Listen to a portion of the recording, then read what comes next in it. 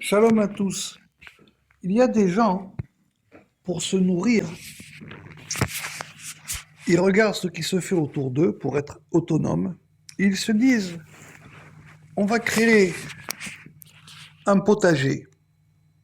On va planter des fruits, des légumes, différents types de légumes, et ça devrait nous nourrir.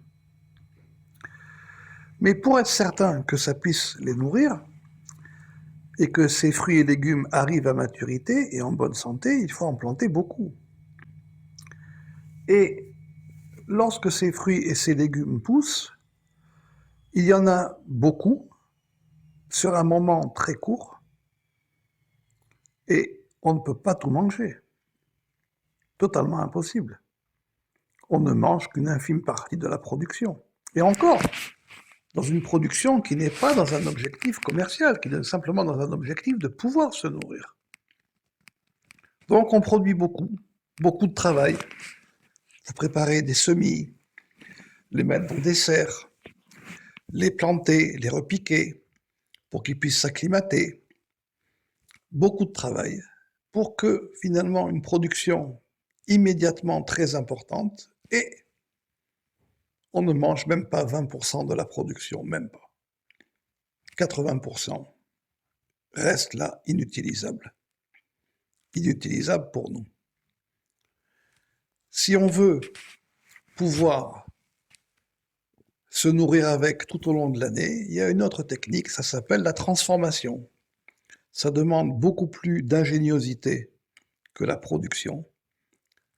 Et il va falloir faire un long processus et un long travail pour transformer l'ensemble de cette nourriture en nourriture comestible tout au long de l'année. Que ce soit des fruits et des légumes. L'une des techniques, c'est la conserve, mais il y a aussi le séchage, il y a différentes techniques. Que ce soit du poisson ou de la viande, en fonction des saisons. Il y a différentes techniques aussi, mais ça demande un très très long travail, pour pouvoir être conservé. Ce qu'on appelle le travail de la transformation. Quand vous observez dans le commerce, enfin pas dans le commerce, pardon, dans le marché, sur le prix du marché, combien coûte un aliment brut à produire et combien est-ce qu'il coûte à sa transformation, on peut aller du minimum au double jusqu'à parfois même 200 fois le prix de base. Car la transformation demande beaucoup de travail. Parfois la production est difficile parce qu'elle est physique, mais transformation demande de l'ingéniosité et des moyens. Ça, c'est un aspect des choses. Maintenant, on peut regarder comment les choses se faisaient dans un temps plus ancien. Dans un temps plus ancien, les choses étaient faites de manière différente. Nos ancêtres, je ramène souvent l'agriculture et l'élevage du Moyen Âge. Pourquoi? Parce que ce sont les seuls sur lesquels nous avons réellement des sources écrites. Et à partir de là, on peut remonter jusqu'à l'Antiquité, jusqu'à l'âge de bronze, jusqu'à l'âge de fer. Et imaginer qu'ils faisaient ça de manière encore plus simple. Les gens étaient finalement beaucoup plus ingénieux, parce qu'ils n'avaient pas des moyens de transformation aussi modernes que les nôtres. Et surtout, le travail était physique, donc pénible, donc ils ne voulaient pas l'augmenter. Contrairement à ce qu'on croit, nos ancêtres étaient des gens très ingénieux. Que faisaient-ils? Eh bien, ils cultivaient principalement des plantes vivaces, c'est-à-dire qui ne demandent pas d'entretien. On les plante et elles repoussent naturellement, d'année en année. Et leur cycle de vie, d'où le nom vivace, font qu'elles peuvent durer beaucoup plus longtemps qu'une plante que l'on sème et qui ne pousse que pendant souvent une seule saison, ou une saison et demie. Et ils allaient en forêt et ils cultivaient, enfin ils cueillaient des herbes sauvages, qui là aussi, ils connaissaient en fonction des saisons. Et quand des herbes étaient intéressantes, ils les replantaient et les laissaient se multiplier de manière sauvage. Et au niveau de la culture maraîchère, ils faisaient souvent 2 ou 3 cultures maximum, et encore des cultures qui peuvent se conserver naturellement dans les sols, qui demandent peu d'efforts. Et oui, c'est une manière plus intelligente. Mais vous allez me dire, c'est intéressant. C'est la manière dont l'humanité a vécu et survécu. Mais je suis censé vous enseigner la Torah de la corde d'argent, du Rachash et du Torah Tracham. Et vous allez me dire, il n'y a aucun rapport avec cette Torah. En réalité, non. Ici, c'est une parabole. Les gens, en général, ils étudient énormément. Et de tout ce qu'ils ont étudié, qu'est-ce qu'ils mettent réellement? Qu'est-ce qu'ils amènent réellement jusqu'à la pratique et qui peuvent les nourrir chaque jour? Par rapport à la quantité de ce qu'ils ont étudié, comme la personne qui fait un potager. Finalement, à la fin, il reste très peu, quelque chose d'infime. Et même cet infime, ça les nourrit sur l'instant. Il faudrait avoir les capacités à la transformation pour pouvoir se nourrir tout au long de l'année, tous les jours de l'année. Et ça, ils ne l'ont pas. Pourquoi est-ce que je vous dis ça? Parce qu'il y a quelques jours, j'ai fait venir quelqu'un chez moi au village, quelqu'un qui voulait étudier. Et je l'ai amené à s'occuper d'animaux et de faire aussi de transformer de la nourriture. Et je lui ai montré, au bout de 2 jours, je lui ai dit, voilà, ramasser, abattre, ça nous a pris très peu de temps. Mais l'essentiel du temps et l'essentiel de l'ingéniosité, ce qu'on dira en hébreu la chorma, la sagesse, c'est d'être capable de cette transformation. C'est celle-là que tu vas ramener chez toi, qui va te nourrir tous les jours. C'est ça ici, l'objet de l'étude. Voilà pourquoi tu es venu. Tu as compris que de produire, faire de la cueillette, ramasser que ce soit des animaux, des plantes, des légumes, avec un peu de connaissance, ça peut se faire rapidement. Mais est-ce que ça va nous nourrir au-delà de l'instant sur lequel on l'a ramassé? Car au moment où c'est la saison, au moment où c'est la migration de telle espèce ou de tel poisson, alors on en ramasse beaucoup, mais il faut pouvoir les conserver. J'ai eu une discussion avec lui sur plusieurs sujets dans la Torah du Harizal, qui est reprise aussi dans le Rachash, sur les 288 étincelles qui sont tombées au moment de la brisure des vases, la Shvirat HaKelim. Et je lui ai dit, c'est quelque chose que tu as étudié, des pages et des pages. Il m'a dit, j'en ai fait des pages et des pages, et des commentaires et des commentaires. Il m'a dit, à la fin, pourquoi? Ça ne me sert à rien. Ça ne me sert à rien. Pour savoir qu'il y en a 288, je le savais dès le départ. Pourquoi? Parce que ça ne l'a pas nourri. Ça ne l'a pas nourri. Sur le moment, il a étudié une grande masse, mais en réalité, c'est la même chose dans le rapport à la loi, ou le rapport au Moussa, ou ce que vous voulez, c'est pareil. Une grande masse au départ. Et puis, c'est juste une partie infime qu'on peut ingérer. Parce qu'il faudrait être capable d'avoir la capacité à transformer. On a aussi discuté des Tselimim dans le Harizal et dans le Rachash après. Et là, la même chose. Il m'a dit des pages et des pages, commentaires et commentaires sans fin. Il m'a dit pourquoi? Je ne sais même pas quoi en faire à la fin. La même chose. Parce qu'il n'y a pas de transformation.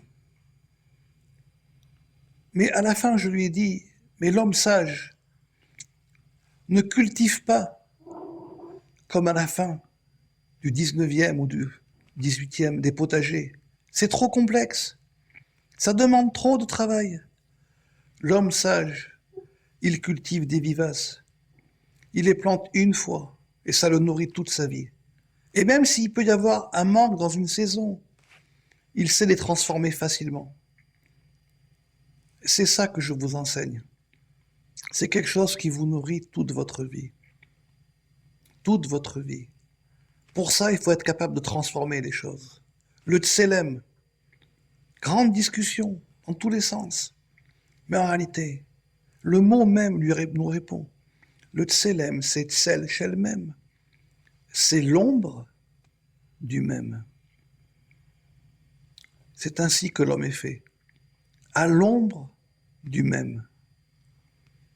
Si on sait quelle est l'ombre du même, alors ça nous donne un point de départ qui est éclairé, qui nous donne une direction. Et cette direction, on peut l'utiliser. Parce que qui dit direction par rapport à la lumière, c'est comme une route maritime. Ça nous amène quelque part. Donc il y a une réelle utilisation chaque jour, à plusieurs moments de la journée. C'est ça la transformation en vivace. On ne prend que ce qu'on a besoin. Et néanmoins, même ce qu'on prend quand on a besoin, on sait quand même le transformer parce qu'on sait qu'il peut y avoir des moments où il n'y en aura pas. Donc, je ne vais pas vous faire un cours très long. Au contraire, un cours très court. Pas un cours très long comme un grand potager qui va fournir énormément de fruits, puis après on ne saura pas quoi en faire, la majorité va pourrir. Et on est obligé d'en planter beaucoup parce qu'on ne sait pas combien va en sortir. C'est la même chose dans l'étude. Les gens l'étudient beaucoup, beaucoup, beaucoup. Pourquoi à la fin? Pour en faire quoi? Et qu'est-ce qui va en sortir? Et qu'est-ce qu'on va utiliser au quotidien? Une infime partie. À chaque fois, on recommence. Il faut beaucoup et beaucoup et beaucoup et beaucoup et beaucoup et beaucoup et beaucoup et beaucoup. Ce n'est pas un mode de vie. C'est un mode pour s'alourdir la vie. Si vous voyez cette vie comme une route, vous ne pouvez pas vous alourdir sur la route. Moi, je vois la vie comme quelqu'un qui quitte le port dans le bras du delta et qui prend la mer. On ne peut pas s'alourdir. En mer, on prend le strict nécessaire. Le strict nécessaire. De quoi pouvoir survivre, de quoi pouvoir pêcher. Et on sait où pêcher, comment pêcher. On a un minimum d'outils. Et ça nous suffit. Et on ne passe pas son temps à accumuler des poissons qui ne vont servir à rien. Parce qu'en bateau, on ne peut pas transformer énormément, même très peu. Donc je vais vous laisser réfléchir avec cela. C'est ça la théorie de la corde d'argent. C'est la capacité à la transformation. Mais la capacité à la transformation, elle vient à partir du moment où vous avez déjà ramassé. Maintenant, par rapport à ceux qui ramassent, il y a deux types il y a trois. On pourrait ici parler de trois types de personnes. Il y a celui qui pense qu'il lui faut un grand potager. Alors il part vers de grands travaux qui vont lui demander beaucoup, beaucoup de travail pour la transformation. Et c'est pas sûr qu'il y arrive. Il y a celui qui est plus sage, qui a réfléchi et qui dit non, juste des plantes vivaces et quelques cultures. Et à travers ces deux-là, je pourrais dire, il y a celui qui se dit ok, mais on peut aussi aller faire de la cueillette sauvage. On peut trouver beaucoup de choses dans la nature encore. On peut aussi partir à la pêche, ramasser des poissons en fonction des migrations, mettre des pièges, ramasser des animaux. C'est déjà un degré supérieur. Il sait utiliser les deux. Il sait quelles plantes planter qu'il ne trouvera pas dans le milieu sauvage, qui ne sont pas forcément des vivaces, mais qui peuvent être quand même assez résistantes, qui lui amèneront une grande source de nourriture toute l'année. Il sait lesquelles sont vivaces, elles sont là, il suffit de les cueillir chaque jour. Il les a plantées une fois, c'est tout. Et il connaît les saisons. C'est ça la théorie de la corde d'argent. C'est exactement cela. Si vous voulez rentrer, la porte est ouverte.